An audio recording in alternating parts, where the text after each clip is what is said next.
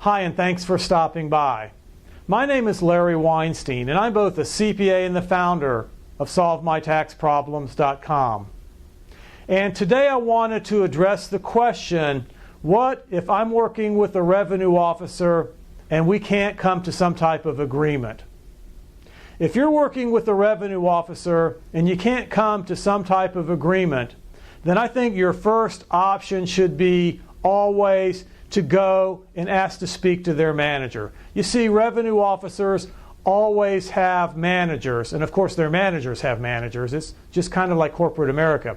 But if you can't come to some type of agreement, or you're having some type of difficulty in dealing with the revenue officer, I would ask to speak to their manager. Now, it really depends upon what it is that you can't come to an agreement on, because the revenue officer is not making up the rules of the IRS as they go along. They are following the rules of the IRS, typically. Now, if the revenue officer is following the rules set forth by the IRS, then they're probably going to be inflexible and they're going to stick to their guns. So you really have to know if the revenue officer is doing the right thing, if the rules of the IRS are on the side of the revenue officer. If that's the case, then very likely you can ask to speak to their manager, and the manager is going to look at the facts and circumstances of the situation and agree with the manager. The manager is going to say, the revenue officer is exactly right.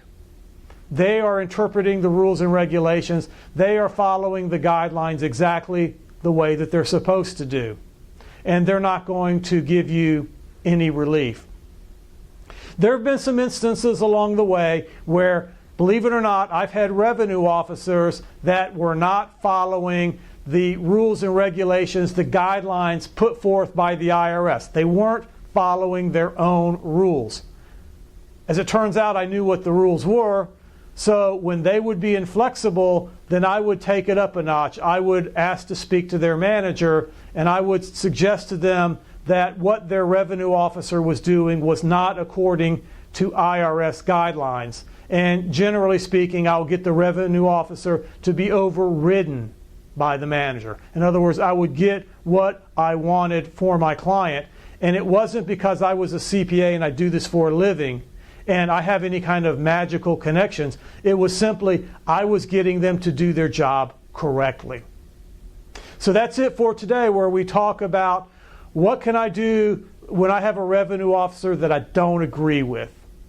Thanks for stopping by, and I look forward to speaking with you again real soon.